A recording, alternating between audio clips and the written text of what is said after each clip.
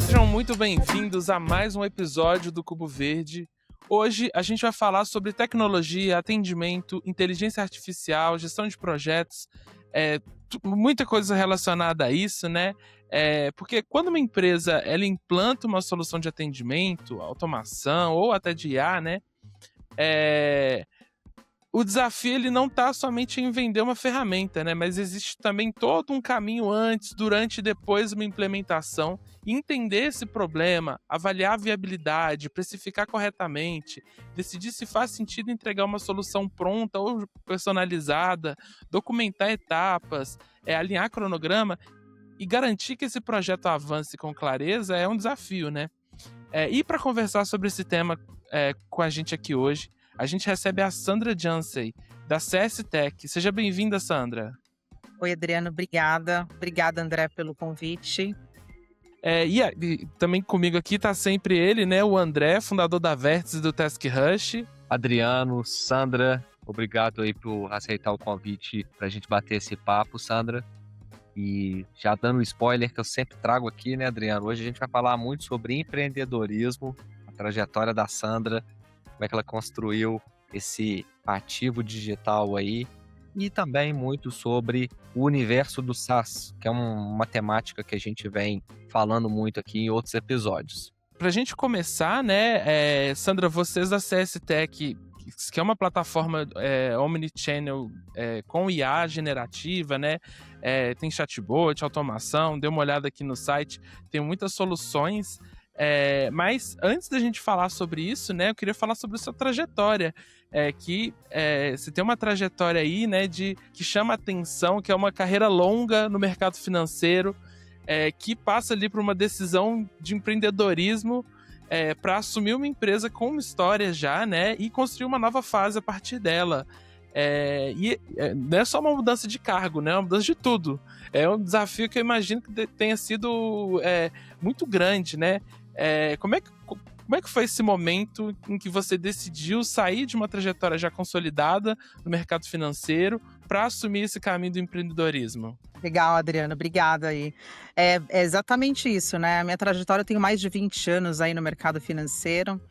Comecei no call center, operando, né? Decisões ali de tentar apoiar o cliente a melhores soluções para renegociação de dívidas, né?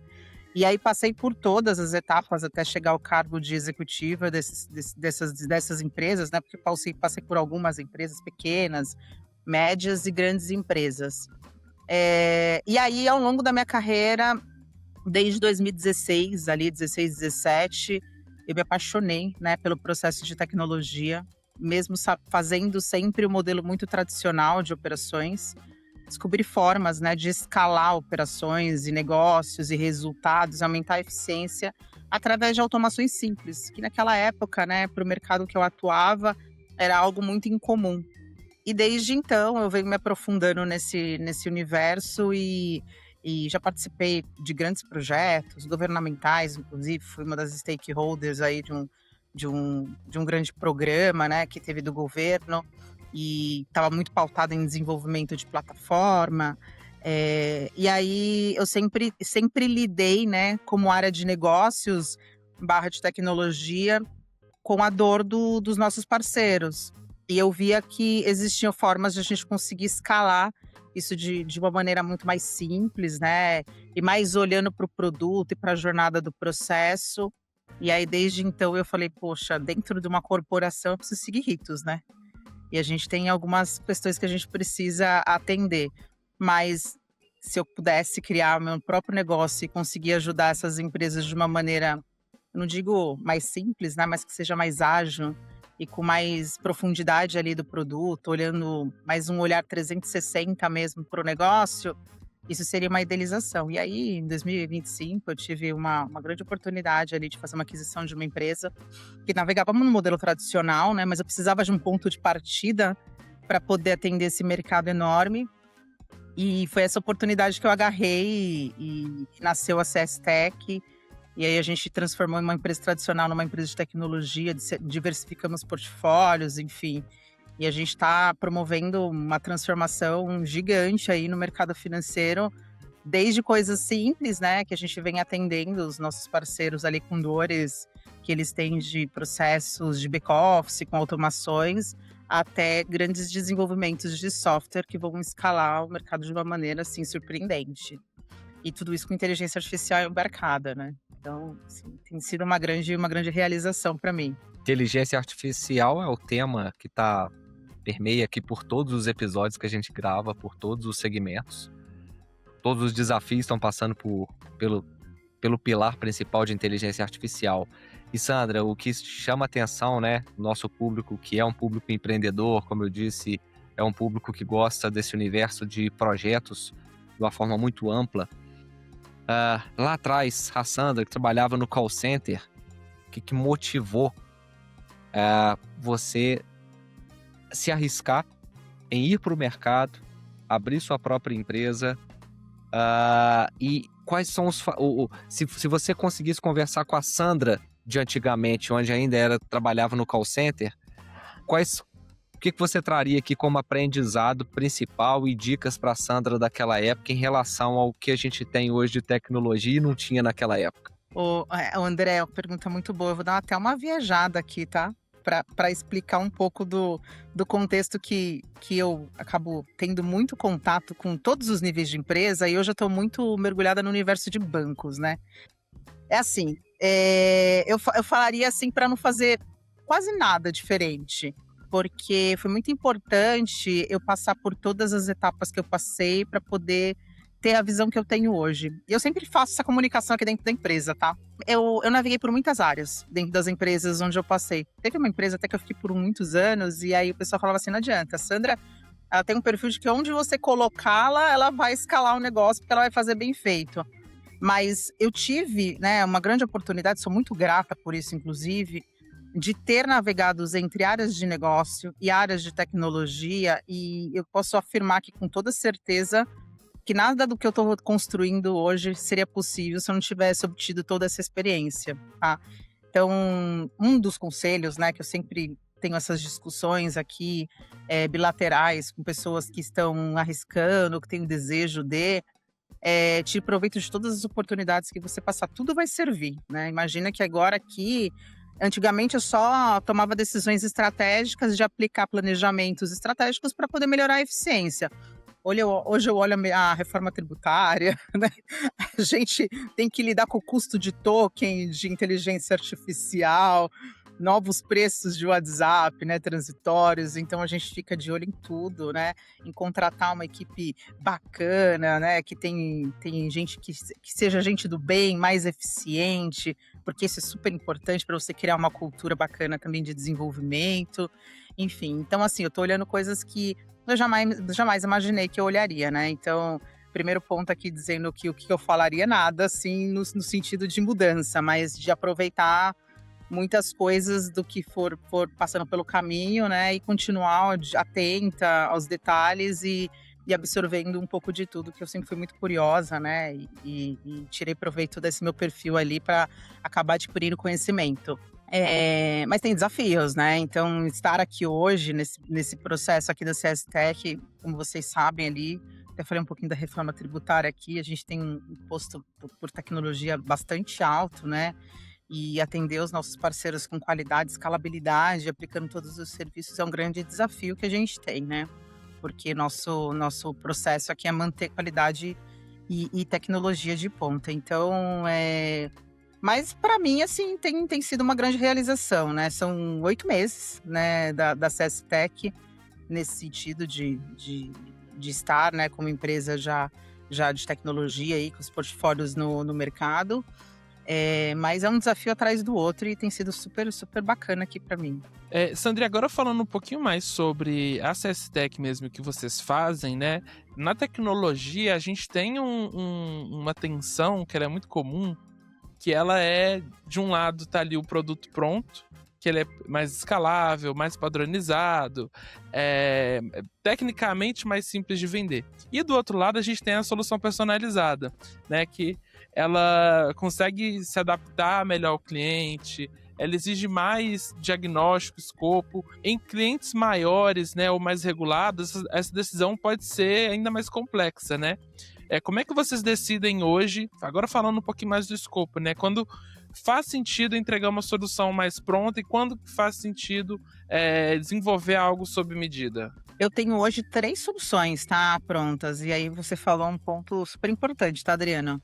Hoje, para você vender rápido, e aí você tá, obviamente, mirando no mercado pequeno, né, ou médio, o SaaS ele serve super bem, né? Você não tem nenhum tipo de personalização, o cliente vai ter que se adaptar, né? Muito provavelmente ali do lado dele, a depender do volume versus o tamanho, ele vai criar um processo manual enorme, né? Mas é o que tem para que consiga encaixar ali dentro do orçamento dele. E quando a gente fala de grandes corporações, normalmente os processos eles são os softwares, né? E as medidas ali de soluções tecnológicas, elas são personalizadas, tá? Aqui é muito como que a CS trabalha, tá? A gente tem 3 softwares hoje de prateleira. Mas dentro desses 3 softwares tem ecossistemas enormes, tá? Então, que servem 360, um que é end-to-end para jornadas, não só pautada, limitada a recuperação, então tem jornadas que atendem SMS, RCS, voz, com inteligência artificial, WhatsApp, e-mail com inteligência artificial também, 360, tá? Tem também um sistema de gestão de contratos, que a gente percebeu que é uma grande dor, né, do mercado. E esse eu não posso dar spoiler aqui, porque a gente vai lançar até o final do ano, mas tem um software aí bem robusto que a gente vai lançar, que vai servir grandes bancos ali para a gestão da esteira final de recuperação de crédito, porque é uma dor que nós percebemos em comum, tá? Então a gente tem esse olhar estratégico aqui, tá, Adriano? Quando a gente percebe que existe uma dor em comum e que vai servir grandes, médios e pequenos players, né? A gente desenvolve como prateleira. Mas normalmente aqui eu tenho assim, 50%, 50%. Tenho projetos aqui extremamente personalizados, tá? Onde a gente desenvolve software por medida mesmo. Então eu entendo toda a dor do cliente. Normalmente, né? Nesses nossos parceiros que a gente está estruturando o projeto, nós já conhecemos toda a jornada. Então a gente vai mais assim com o modelo consultivo, dizendo como que ele precisa escalar o negócio dele. E aí a gente cria o software de forma personalizada. Mas eu tenho descoberto, assim, mercados incríveis, tá? E nada, assim, perto do que eu imaginei, né? Como Sandra, que eu ingressaria aqui como CS Tech. São coisas, assim, extremamente diferentes, tá? Mas a tomada de decisão aqui, assim, respondendo mesmo a sua pergunta, Adriana, ela é muito do cliente, do como que ele quer se servir. E a gente se adequa, tá? Nós não temos restrição de criar um software personalizado, muito pelo contrário. Aí é mais do como que ele quer se servir, como que a gente consegue constituir esse projeto, e se cabe, obviamente, no orçamento dele, né? E se a gente consegue integrar todas as tecnologias para servir ele end-to-end, tá? E não tem certo e errado, né, Sandra? Uma dor que a gente vê em comum nos clientes que nos procuram aqui, quando traz uma necessidade de desenvolvimento web, e aí, para o cliente final, na maioria das vezes, ele não entende nem qual que é o significado de SaaS, a gente precisa, como você bem exemplificou, trazer essa pegada consultiva de mostrar as vantagens, desvantagens, pontos favoráveis ou não para aquela solução dele. E aí, é basicamente fazer uma reflexão, tanto do ponto de vista de mercado, quanto do ponto de vista se o cliente também tem fôlego suficiente para investir na construção desse SaaS, porque o SaaS, eu costumo dizer que ele precisa resolver 70%, 80% de uma dor em comum de um mercado muito maior, né? Quando é um desenvolvimento personalizado, a gente já está tratando a dor específica daquele cliente. Então, a gente já teve casos aqui de desenvolver sistemas, trazendo aqui para o lado financeiro, de consultores financeiros que iniciam o desenvolvimento de um projeto web para gerenciar os seus clientes, tá? Gerenciar a carta de crédito, gerenciar com a forma com que os clientes desse meu cliente está gastando no cartão de crédito, categorizar esses gastos, enfim, uma educação financeira ali, até o ponto desse projeto criar uma casca tão grande, uma maturidade tão grande e poder ser transformado num SaaS. Nesse ponto aqui, eu estou descartando toda a questão técnica de ser um monolito ou não, de trazer isso como uma plataforma que já está pré-moldada para atender múltiplos clientes. Mas o ponto aqui que eu acho que é o separador de águas é esse projeto que foi construído, embora inicialmente para resolver uma dor minha, ou cliente que seja, ele está resolvendo somente essa minha dor de gestão, ou ele serve também para outros usufruírem desse sistema, né? E aí uma pauta que a gente está observando, principalmente nessa temporada agora do Cubo Verde, que a gente tem conversado com bastantes donos de SaaS, é a comoditização do SaaS, né? A dificuldade, principalmente agora por causa de inteligência artificial, da facilidade que se tem, do barateamento que a gente está tendo hoje do código-fonte, qualquer um consegue desenvolver a sua solução, né?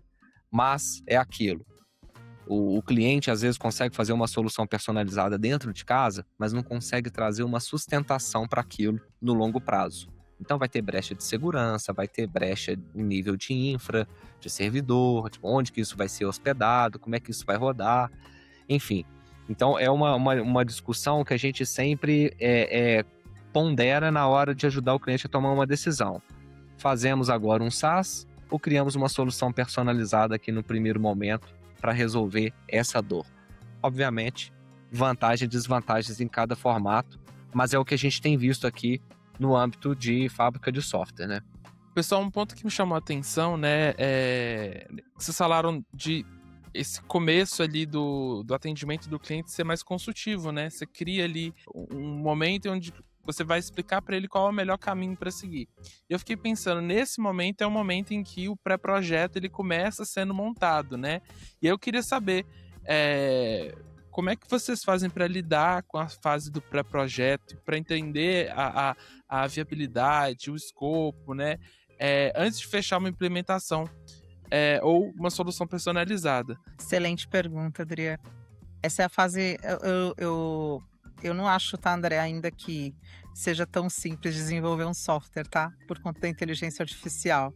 Não só por conta da hospedagem, enfim, a parte de segurança, mas também tem a questão de integração entre serviços, que, cara, isso aí é sempre uma complexidade gigante, né? E o pessoal pouco olha para esse tipo de processo. O que a gente faz como empresa CS, tá? Na CS, a gente constituiu uma área de projetos aqui de produtos, tá? A gente chama área de produtos.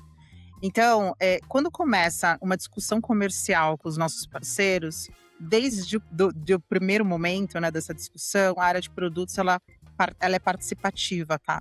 Então, eles já começam ali a entender qual que é a dor do negócio. Então, obviamente, como essa área de produtos ela navega entre área de negócios e tecnologia, ele já consegue prever ali um protótipo um pouco mais avançado do que se fosse depois da área comercial. A gente percebe bastante desse tipo de modelo nas empresas ainda, né? Então, depois da área comercial demanda para a área de produtos, aí, ou projetos, né? Enfim, cada um chama de um jeito. E aí começa todo um desenho ali do projeto. E aí a gente começa a fazer algumas reuniões, né? Cada um, obviamente, nem sempre é um padrão, né? Com os nossos parceiros. E depois dessas reuniões a gente faz todo um desenho do projeto para apresentar, né, para o nosso cliente, uma vez aprovado com documentação. A gente tem feito aqui na CS um jeito bem diferente, tá? Então a gente apresenta o projeto para eles não só como documentação, mas também como protótipo funcional, tá? Então já um pouquinho mais avançado, né, do que eles precisam. Uma vez aprovado, a gente manda tudo isso por e-mail e aí a gente inicia todos os trabalhos. Esse modelo, a depender do tamanho do escopo do projeto, ele costuma demorar de 6 meses até 15 dias. Então, a gente já viu grandes projetos ali, tem uma janela de 6 meses, mas a gente já viu grandes projetos, tem uma janela de 15 dias ali de escopo e a gente conseguir já acelerar as frentes, tá? Mas, assim, não tem nada padronizado. O que tem, eu acho que para mim, assim, foi também, isso vem de uma experiência profissional que eu tive, né? Ter uma área de produtos que intermedie, né, o que o comercial está vendendo, né, como solução. E, obviamente, que ele tem que ter todo o conhecimento, né, do que a empresa tem de ferramentas, mas ele intermediar desde o início, para mim, tem sido, assim, baita sucesso. Acho que tem sido um diferencial legal, assim, pra gente. Ô Sandra, e novamente, só voltando um ponto antes, quando eu disse da facilidade de desenvolver com IA, é mais no sentido das empresas, principalmente nessa fase, chamando aqui de pré-projeto ou prototipação, existe uma mudança muito clara no setor comercial da Vértices hoje, que é o seguinte: até poucos meses atrás, o cliente chegava aqui e falava assim, me dá um orçamento para desenvolver isso daqui XYZ. E aí agora o comportamento tem mudado um pouco do padrão para o tipo, olha só, Vértices, eu desenvolvi algo até aqui e depois daqui eu não sei mais como fazer. Então, Isso aí. essa parte do pré-projeto, onde geralmente é feita essa prototipação, para a gente validar a ideia, para a gente confirmar com o cliente, né? Porque o cliente chega aqui com o escopo na cabeça dele, a gente interpreta de uma forma e depois, na hora que vai desenvolver, mas não era bem assim. Então, a prototipação ela é importante por causa dessa validação, né? De confirmar mesmo e fazer um exercício de reflexão. Então, eu vejo a IA hoje ajudando muito nesse sentido, seja um protótipo estático, mas, obviamente, você tocou num ponto perfeito, que é, na hora que eu preciso fazer com que esse sistema converse com alguma outra coisa, com algum outro sistema, ou, enfim, que seja consumida alguma informação de algum outro banco de dados, eu estou entrando em termos mais amplos aqui, para a gente não ir muito para o techniquez, né? É aí que a gente pega, é aí que o cliente trava, né? E eu estou usando um termo também, até num outro episódio de podcast eu estava falando sobre isso. Quem não é técnico, quem não tem essa bagagem de desenvolvimento, acaba construindo, usando o IA, num alicerce de areia movediça. Então não consegue trazer uma sustentação do software depois. Então, às vezes, ele fica bonitinho, ele está super ilustrado, o fluxo ali é o ideal, mas a gente sabe que daqui a alguns meses, algumas semanas, ele vai se tornar insustentável e talvez o trabalho que a gente vai ter voltando na estaca zero vai jogar tudo em terra, né? Então, esse é o ponto principal que eu acho que o pré-projeto entra. E como a gente vem conversando com líderes de empresas, gerentes de projetos, o pré-projeto ou prototipação é o ponto que pega muito, né? E que muitas empresas deixam de fazer é porque eu vejo que na maioria dos casos não tem uma certeza que aquele projeto vai entrar ou não. Né? Não sei como vocês tratam na CS Tech, mas é um risco para quem está fazendo a prototipação, a incerteza daquele contrato vingar ou não, né? Acontece, viu, André? É bem normal, tá? Isso acontecer. Mas, assim, é um risco que a gente assume, né? De repente, levar algo mais visual, uma jornada mais pronta, do que ficar levando um PowerPoint, que na minha cabeça aqui já tá bem ultrapassado, né? Ou só fluxo num desenho e... Assim, de novo, aqui eu já passei por muitas experiências, né, de projetos. E esse negócio de desenho, eu já vi muitos erros, né? Falta de detalhamento. E quando você coloca ali uma massa fake que seja dentro de uma jornada, de um protótipo funcional, ali você consegue capturar várias etapas, né? E assim, aqui a gente está trabalhando para escalar o negócio. Não é do meu interesse começar alguma coisa incompleta, entenda? Então a gente já tem esse comportamento, para a gente tem funcionado super bem, tá? Outro que você falou aí, André, sobre a questão do desenvolvimento do software, né, que as empresas vêm fazendo, eu tenho para mim aqui que culturalmente as pessoas ainda têm muito receio, as pessoas executoras, tá, dentro das corporações, da inteligência artificial. E eu acho que isso é um paradigma que a gente precisa quebrar, né? Eu tive num painel aí do Digital Tech, que é um congresso que fala sobre estrutura digital para tecnologia e tudo mais. E eu falei sobre isso e eu sempre falo sobre isso, inclusive. Meu pai, ele trabalhou mais de 2 décadas na Eletropaulo, né? Começou a trabalhar na época do Light, enfim. Era a companhia que fornecia energia aqui em São Paulo. E eu vivi, né, de criancinha, de perto, a transformação digital acontecendo. Então, quando vieram os mainframes ali em 70, né, meu pai estava em 74, na Eletropaulo, trocando os processos de ficha de papel, importando isso para dentro dos grandes computadores. E a transformação digital está acontecendo o tempo todo. E para que as empresas quebrem esse paradigma, eu acho que é super importante você dar as ferramentas para os colaboradores, né? Então, esse negócio de arriscar, errar, cara, assim, para mim é super válido, né? E o que a gente tem feito bastante, a gente tem percebido até um comportamento aqui para dividir com vocês, é empresas que já têm softwares antigos ou novos, né, funcionais ali, semifuncionais, e a gente vem apoiando a completude do desenvolvimento desses softwares, né, dentro do ambiente deles. Então, eu não preciso preparar nada aqui, depois, né, migrar esse processo para dentro do ambiente deles, mas eu já tenho acesso, já consigo completar toda essa jornada dentro do ambiente deles. Isso para mim tem sido um baita projeto, né? Um jeito diferente de fazer as coisas que para mim tem sido uma experiência super legal. E por que que isso vem acontecendo? Tem umas áreas de negócio que os softwares eles eram meio monopolizados, né? Então tem uns famosos aí que são bem robustos e pegam, né, parte dessas jornadas.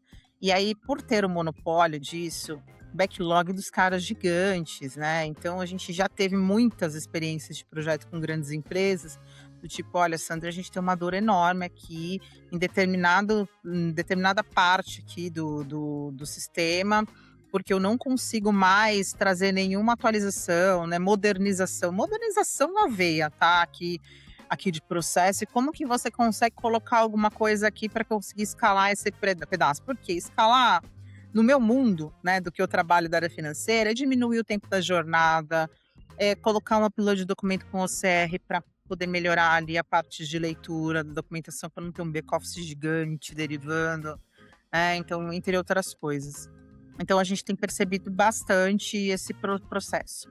E aí, né, um terceiro ponto aqui, André, completando o que você falou, concordo muito com você sobre essa questão das integrações dos sistemas.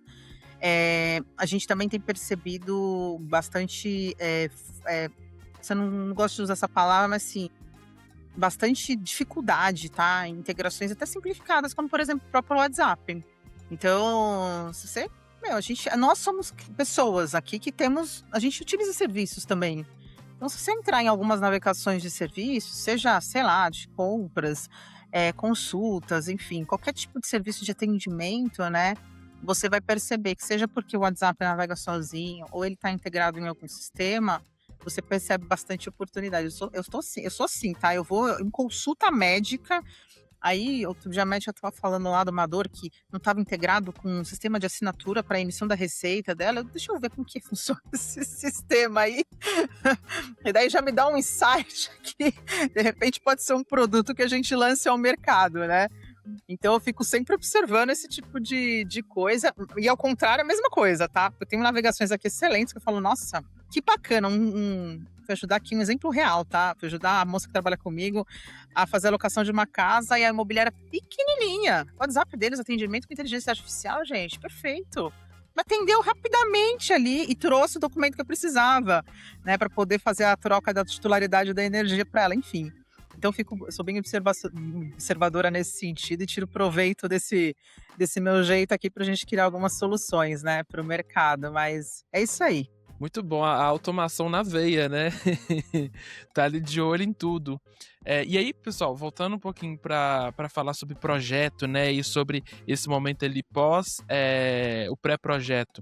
É uma coisa que a gente conversou nos outros episódios. Você que escuta o Cubo Verde, vai ouvir aí os episódios que saíram anteriormente, que a gente tem falado bastante disso, que às vezes o pré-projeto ele consome tanto tempo quanto o projeto em si, né? Então isso tem que ser considerado na hora que a gente vai fazer ali, pensar na margem, pensar na alocação do time. E falando mais sobre isso, né? Como é que vocês acompanham isso? Vocês têm um planejamento aí para colocar esse pré-projeto aí dentro de uma lógica onde, se ele não for para não avançar, né? Pelo menos vocês já estavam prevendo isso. Como é que funciona isso, né? E como é que vocês fazem para acompanhar os projetos, se eles estão saudáveis durante essa execução? Eu tenho ritos, tá, na CS. Eu acho que, independente de qualquer coisa, você tem que tentar unir disciplina com um pouco de flexibilidade para não matar a criatividade, né? Que tem horror a isso, né? Sou a favor de você deixar ali a cultura da empresa muito viva nesse sentido. Mas a gente tem ritos, né? Então, assim, a gente semanalmente olha para os projetos e a gente dá termômetros para eles, tá? Então, né, das discussões que nós fizemos, a gente entende ali quais são os prazos, os próximos passos, e se ele está quente ou está esfriando mesmo, para a gente despriorizar ali do backlog. Então, no nosso caso, a gente mede por esse lado. E aí, quando ele vai já para uma próxima etapa, aí o rito ele não acontece mais com a área comercial. Ela passa a acontecer com a área de produtos. E aí ela começa a apresentar todo o roadmap ali do projeto, até para que a área comercial consiga se comunicar com o cliente. E eles também precisam ter as informações que muitas vezes, né, na maior parte das vezes, o cliente precisa subsidiar a CS para que a gente consiga conduzir ali nos prazos que eles desejam, tá? Então, são ritos semanais que a gente tem de reuniões ali fixas, né? Para a gente conseguir controlar isso, mas todo mundo dentro de uma sala, né? Sem formalismo nenhum e discutindo aí como que a gente consegue fazer para acelerar as coisas. Esse é o ponto principal, porque a gente debate muito aqui sobre a ferramental. E a ferramenta sem a cultura, ela não é sustentável. Você pode colocar as melhores, as mais bonitas, as mais flexíveis, mas se a galera não tiver o hábito de popular a ferramenta e usar ela no dia a dia, isso cai rapidinho, né?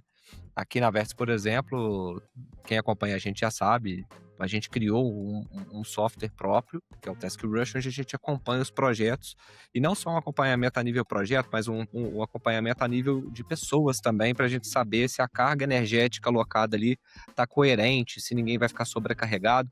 Sobrecargas e ociosidades, obviamente, acontecem em todos os tipos de projeto, mas isso tem que ser pontos fora da curva e não virar um padrão dentro do acompanhamento geral daquele projeto, né?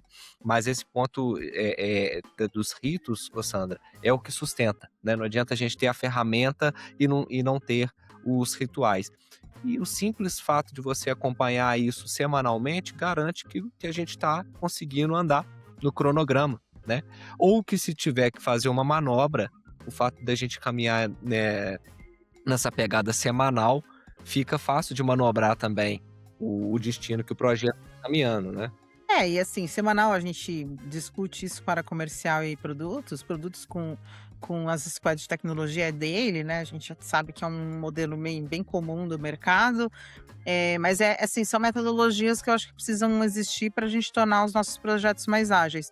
Eu vi seu sistema, viu, André? Adorei.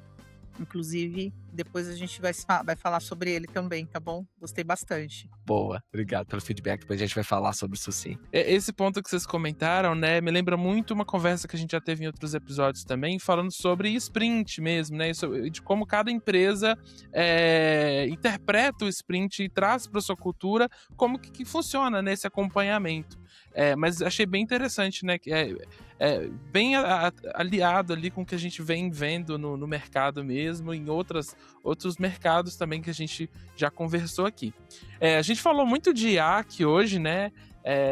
Falando sobre prototipação com IA, cliente fazendo projeto com IA. Eu mesmo acompanho ali o Tech Tweet no Twitter e no X agora, né? E toda semana tem alguém falando que criou um SaaS, que criou um site. Aí o pessoal nos comentários vem falando: olha, consegui acessar tal parte aqui do seu SaaS. Então, assim, é uma conversa que acontece bastante.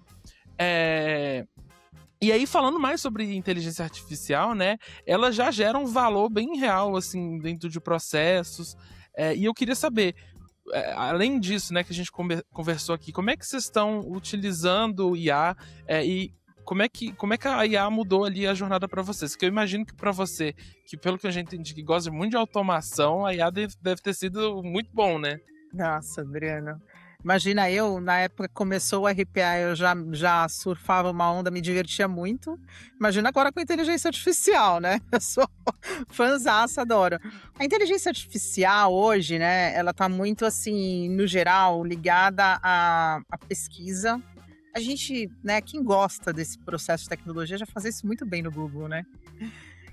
Para pesquisas. Ou no Stack Overflow, né? O Dev estava lá jogando um problema similar no Stack Overflow para ver se alguém já tinha tido aquele problema. E assim, ela tem muito... É muito comum, né, as pessoas entenderem que a inteligência artificial ela vem só para escrita, né? E para jornada de atendimento.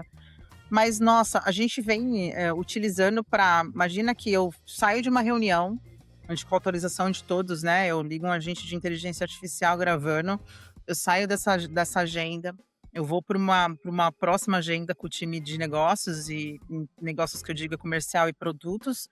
Nessa agenda a gente refina, né, a dor do nosso parceiro, e na próxima agenda o time de produtos já apresenta um protótipo feito por inteligência artificial, funcional, né? Tomada de decisão com inteligência artificial. O que é tomada de decisão com inteligência artificial? Classificação do lead, né? Propensão de pagamento, propensão de canais. Gente, assim, a gente tem usado muito nesse sentido.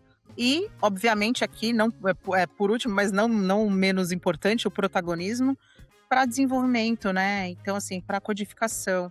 Tem acelerado muito, né, as frentes que para a gente é o nosso core principal, que é desenvolvimento de software, desenvolvimento de automação, enfim, independente do que seja. A gente tem usado para tudo, tá? Para tudo, exatamente para tudo.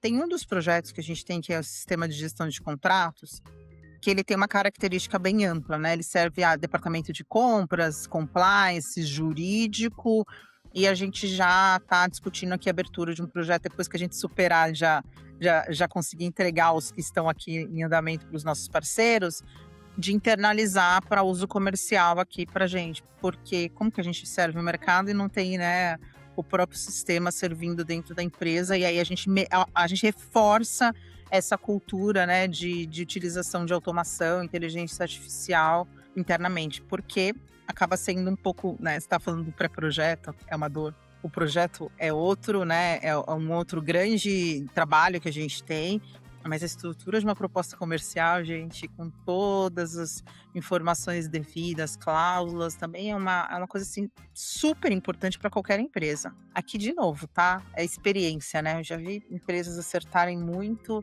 e errarem muito também, ter que ficar rediscutindo isso o tempo todo, né? Por uma questão financeira ou de cláusulas que não eram previstas, né? De ambos os lados aqui. Então, a gente tem esse software que apoia a grandes empresas ali na parte de fornecedores, /compras, /jurídico compliance, na gestão de contratos, e a gente vai internalizar também. Então, a inteligência artificial aqui é para tudo isso. Mas tô adorando, tá, Adriano? Tô me divertindo bastante aqui, com bastante segurança e cuidado, tá? Exatamente. O exemplo que o Adriano deu, a gente vê direto aqui. Construir um SaaS. Olha aí para você ver. Passa a URL, tá compartilhando dados de outro cliente que tá dentro do SaaS. É um negócio novo, né?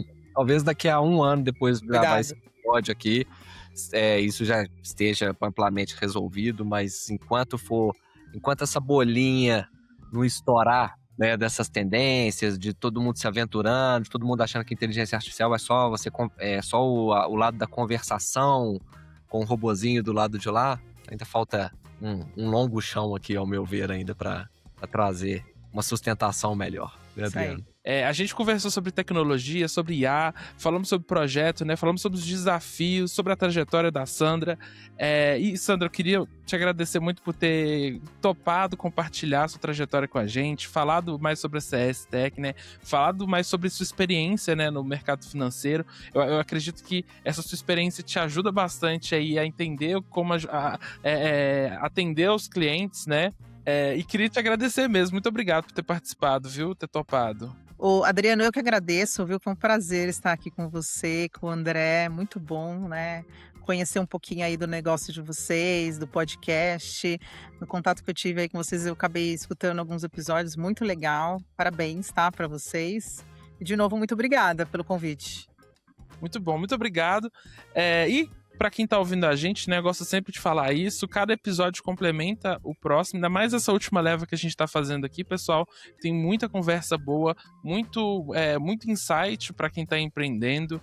Acredito que a gente tem falado bastante sobre projetos, né, mas a realidade de cada projeto, de cada mercado, acho muito interessante a gente estar conhecendo vários empreendedores, né. Estaremos juntos aí nessa série que ainda não termina, de pelo menos 17 episódios, hein? Estamos só começando. Vem, essa Legal. temporada vem forte. Então, pra você que tá ouvindo a gente, te convido pra curtir o podcast aí na plataforma que você tá ouvindo. Se você tá no Spotify ou no Apple Podcasts, deixa as 5 estrelinhas lá pra gente. Tem a aba de comentários também, que vocês quiserem adicionar alguma coisa, né, pra conversa. Indica o podcast. E é isso. Muito obrigado, Sandra. Muito obrigado, André. E até o próximo, pessoal.